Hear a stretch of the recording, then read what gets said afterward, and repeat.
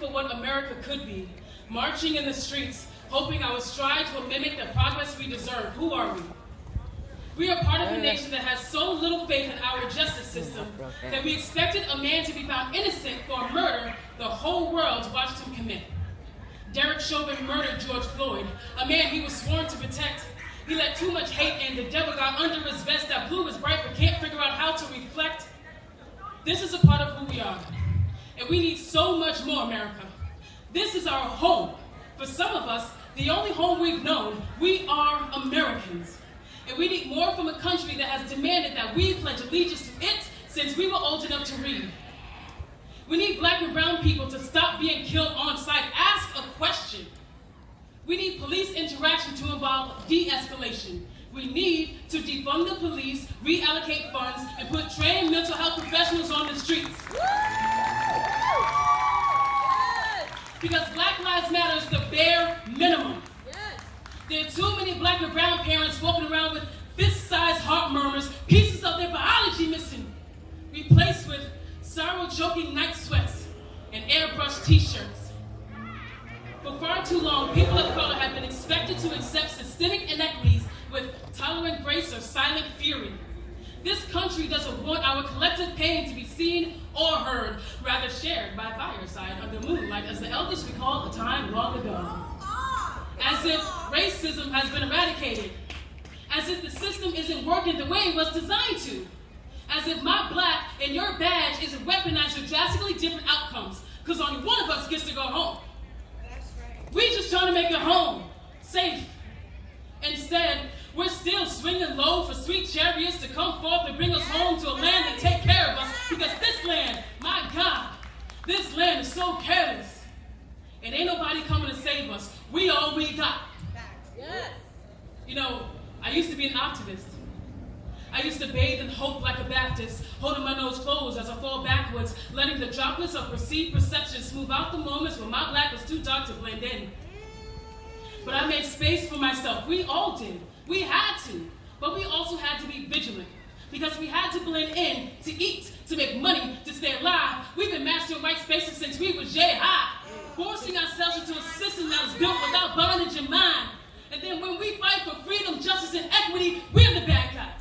Yes. To the racists with plans of setting fire to progression, your ignorance slows you down. Your narrow-mindedness limits your possibilities. And hate, like love, if allowed to thrive, will consume you. Today, we remember George Floyd.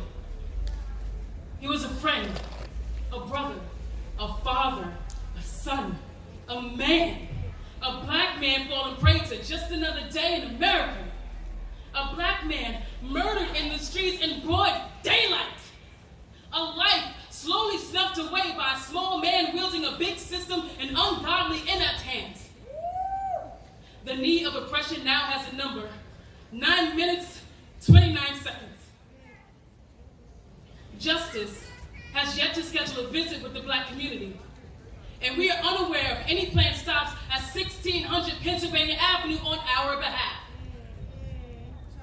No, I haven't been an optimist in years, left jaded by the correlation of proud black American. It's all so heavy and so constant, juggling on these concepts, but somehow I always land here, reaching toward the remnants of the dreamer I used to be, offering my hard-fought love battles to cause for better days, channeling the strength in our souls to push us forward, leaning on the teachings of the leaders who came before us. Brother Malcolm's message can still be felt in the thunderclaps of radical self-black love. He is always with us. Our leaders have never left us. Their strength is energy, and energy never dies. These moments are electrifying. They connect us to the collective movements that have kept us alive and thriving. That, too, is a part of who we are.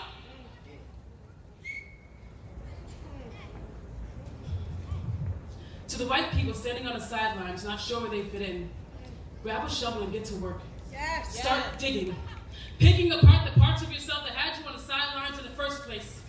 Take action, speak up, and have our backs at unlawful traffic stops and town meetings, golf clubs and dinner tables, because it's everybody against racists, everybody against the system of oppression, everybody against the silent partners of hate.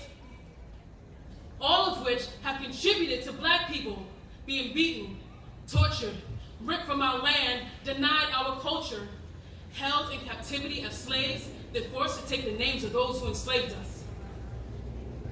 We have been dragged behind pickup trucks. We've been murdered in our own homes as we slept. We've been lied to and about. We've been raped.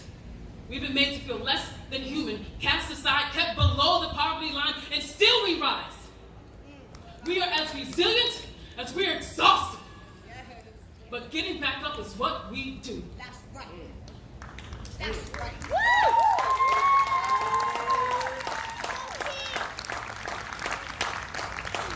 We are a nation with the capability to understand that different is good, being kind is easy, and change is never given.